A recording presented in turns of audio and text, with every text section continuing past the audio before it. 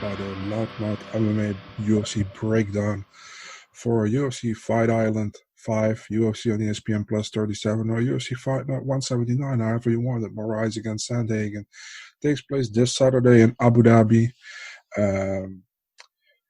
First of all, my co-host Davidson Baker and AJ Shudo couldn't make it today, so you guys have to do it with me. I'm Marcel Dorff, by the way, Big Marcel24 on Twitter. Let's start. First of all, I also want to say definitely check out all the other podcasts on the Loudmouth MMA network. Great content. Shout out to everybody there. And let's get into it. Breakdown. First fight on the card here is Tagir Ulanbekov against Bruno Silva. It's a flyweight fight. Tagir Ulanbekov making his UFC debut. Guy from Russia. He's Khabib Nurmagomedov's teammate. Record of 12-1. He was the former Fight Nights Global Champion, also a former Guerrilla Fighting Championship champion. He has some solid wins on his name. Only one loss against Zelga Zhumagulov. In my opinion, he won that fight, so he's basically undefeated in my opinion. He's fighting Bruno Silva. Silva had a rough start to his UFC career with 2 losses against Khalid Taha and David Dvorak. Needs a win here, but overall I think Ulanbekov is a much more complete fighter here. So I'm going with Tagir winning this fight, and I'm probably going via unanimous decision. That was the first fight. Second fight is Tracy Cortez against Stephanie Egger. Egger taking this fight on short notice. Cortez was actually supposed to fight Bea Malecki in the bantamweight division, so now fighting Stephanie Egger. First, Tracy Cortez, 1-0 in the UFC, a win against Vanessa Mello. She came into the UFC via the Contender Series, defeating Maria Agapova. Also has a win against Erin Blanchfield on her record in a fight I actually think she didn't win, but hey, who am I, right? She's fighting Stephanie Egger. Egger from Switzerland got a good win in Ryzen against Reina Mura, King Reina. Also a win against Romero Barella. It's I think it will be a tough fight for Cortez because Egger seems to be more stronger person overall here, but I think Cortez is more talented. So I'm taking Tracy Cortez winning this fight via unanimous decision. Then a very intriguing fight in the UFC featherweight division between the Georgian Giga Chikadze and the Venezuelan Omar Morales. Chikadze in the UFC, 3-0, looked good in almost all of his fights. I only think the Jamal Amos fight was pretty questionable if you go that decision. He's taking on Omar Morales. Morales has looked good in the UFC, dominated Dang Yonma, and had a great fight against Benitez, which maybe should have got fight of the night. Came into the UFC via the Contender Series by defeating Harvey Park, the back then LFA champion. This is a very hard fight for me to pick. I think both guys are very good. Morales, very solid fighter, man, overall. The same can be said about Giga Chikadze, who has some lethal stand-up. Man, this is a very hard fight for me to pick here. But I'm favoring Giga Chikadze to get it done for some reason. I think this also will be a decision here. Sorry, guys, but Giga Chikadze via unanimous decision. Then we're going to Ali Al-Kazi against Tony Kelly. A fun fight, I think. Al-Kazi had a very fun fight against Erwin Rivera in his debut. Lost the fight via split decision. Could have gone both ways, honestly. Then we have Tony Kelly in a fight of the night fight, or maybe a fight of the year candidate against Kei Kamaka III. A decision loss. Both guys have lost their UFC debuts.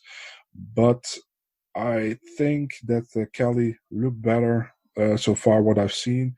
Al-Kazi is not a bad fighter at all. I really like him, but I'm going with Kelly in this bantamweight fight between two guys who are in for their first UFC win. Then a fight I'm really looking forward to is Impact Kasanganay. He's back after pretty much 1 month and a week after his win against Maki Pitolo. He's fighting Joaquin Buckley. Buckley came in the UFC on short notice, losing to Kevin Holland. Now getting a second fight in the UFC. Was supposed to fight Abu Azaitar, but Azaitar got injured. Now fighting Impa Kasanganay. Very fun fight. I think Kasanganay is overall the better fighter, although Buckley has a lethal punch in his hand. So if Impa doesn't get caught, I'm definitely siding Impa here via unanimous decision. Then we're going to a fight I'm also looking very forward to. It's Zeko Maya, Jogi Bear, Rodrigo Nascimento fighting Chris Daukaus. I mean, Rodrigo Nascimento has looked perfect so far in the UFC, what I saw from him. Don Mays, very impressive finish, second round. He dominated that fight. And also the win against Mikael Martinek at the Dana White Contender Series was very good. Daukaus also looked good in his UFC debut against Parker Porter. They finished him in the first round. Former CFFC and Ring of Combat fighter. Overall, I think Rodrigo Nascimento is more talented than Chris Daukaus, although it can be a very fun fight. But I'm taking Rodrigo Nascimento here. I think he submits him in the second round. We're going to the featured prelim between Tom Breeze and KB Buller. Tom Breeze was actually supposed to fight once again Roman Kopylov, but Kopylov pulled out. I don't know why exactly anymore. He's fighting KB Buller now. Fight was supposed to happen last week. Didn't happen, but got rescheduled for this week. Tom Breeze on a one fight losing streak has only fought 3 times in the last 4 or 5 years. Only one win against Dan Kelly, losing to Strickland in a very bad fight, and losing to Brandon Allen in the first round via ground and pound. TKO. KB Buller.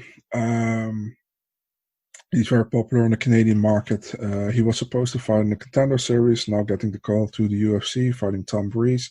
Normally, I would pick Tom Breeze here for a more experienced fighter, but man, Tom Breeze is hard to pick him. I think if he is on point, he can be a top 15 fighter, but if he's not, he's fading, man. And I think KB Buller can win this fight. I'm taking KB Buller by a split decision win here.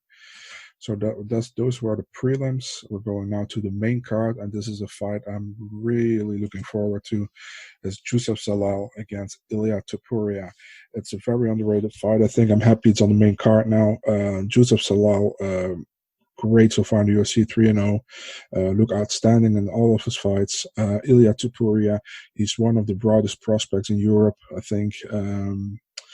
He actually trains out of Spain. He's Georgian. I saw him live at Cage Warriors a few years ago where he fought for the belt against Brian Boulan, and he won that fight, but he missed weight, so he didn't get the belt. Finish everybody. He's very good on the ground. Joseph Zalal, very good fighter, Factory X guy.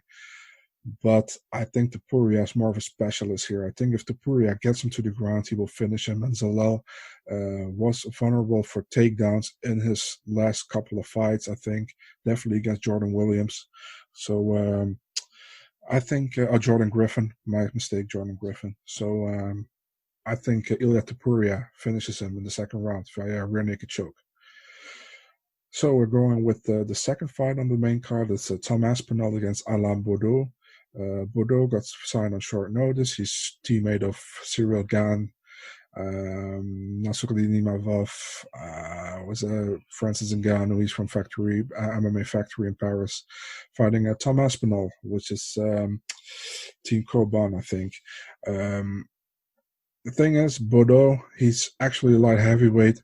Basically lost his last fight against Stout in Canada and TKO, but that fight got overturned for what was that? Pot use by Stout, and that got overturned in a disqualification. So a win for Baudot. Very weird. So Aspinall, great UFC debut against Jay Collier, who apparently was a heavyweight. I don't know how that happened, but Collier didn't look good at all, I think. Aspinall did. I have to favor Aspinall here, probably by TKO in the second round. Third fight of the main card, Marcus Perez against Dricus du Plessis. Du Plessis, the double champ from EFC in South Africa. Also former champ for KSW, defeating Roberto Soldic, later lost to Soldic. Taking on Marcus Perez. Perez was supposed to fight Rodrigo Vieira, the BJJ black belt submission specialist. not getting Duplessis. I have to say I'm not really impressed by Perez so far in the UFC. He has some solid wins, but also some losses against guys I don't think he should lose to. Duplessis, knockout power, man, very good. Fun fighter to watch. Give me Duplessis fight for a first round knockout. Another good debut for a UFC fighter here. Then we got a very sloppy fight, sorry to say, against Ben Rothwell against Marcin Tybura. Rothwell won his last 2 fights. Wasn't pretty. I think this true fight, he got pretty lucky with those nut shots, but fight after that against OSP was okay. Marcin Tybura, he won his fight against Maxim Grishin in July in Abu Dhabi. An horrible fight to watch, by the way. No disrespect to Tybura, but I always say the only fun fights watching Tybura is mostly when he loses, because he always has the same game plan, taking down, holding down. I'm favoring Rothwell on this one. I think he catches him with a submission in the first or second round. So I'm taking Big Ben Rothwell here. Going to the co-main event, we have Edson Barboza against Makwan Amirkhani. Amirkhani taking the short notice opportunity. Edson Barboza was supposed to fight Sodiq Yusuff, but Yusuff had passport problems, according to himself. This is actually a fun fight, but overall, I think Edson Barboza is much more accomplished fighter. His stand-up is better than Amirkhani's. His ground game, probably not, but overall, he's the better fighter. I don't see him getting caught in any submission by Amirkhani. I can be wrong, but I'm 100% going Edson Barboza here, probably via TKO in the second round. So then we're going to the main event of the evening, 5 rounds in the UFC bantamweight division between former title challenger Marlon Moraes and top contender Cory Sandhagen. A very fun fight. It's a clash of styles. I think Cory Sandhagen, he trains at higher elevation, can go 5 rounds. Moraes' gas tank is very questionable in the UFC. Has problems when it goes past the second round. But Moraes has enough qualities to end this fight in the first or second round, I think. So that said, I'm taking Moraes via TKO in the second round, defeating Cory Sandhagen. But I wouldn't be surprised if it would be the other way around and Sandhagen winning this fight. So overall, a pretty fun card, I think. I would say fight of the night, I'm going with... that's a tough one. Maybe Giga Chikadze against Omar Morales. I think that will be a very fun fight to watch. So I'm going with that one. Let's see. Performances of the night, Marlon Moraes, obviously, and also Edson Barboza. And back up for Dricus du Plessis and Ilia Topuria. Underdog pick. I think Ilia Topuria is an underdog, so I'm taking Topuria here for an underdog pick. And my luck of the night... my luck of the night will be Tagir Ulanbekov in the very first fight of the night. So, guys, I have lots of fun watching this. It's a great card. Next week, I hope we are back with my co-host, Davidson Baker and AJ Shulo. And then we're going to break down the next Fight Island card, which will be a long-awaited match between Brian Ortega and the Korean Zombie. I think everybody's waiting for that one. Let's hope everybody stays safe, everybody stays healthy. I thank you guys for watching. You can find my stuff at Big Marcel 24 and MMA DNA where you want to watch or want to check. I hope you like the podcast, and shout out to everybody else from the Loudman MMA channel. Thanks, guys, and talk to you soon.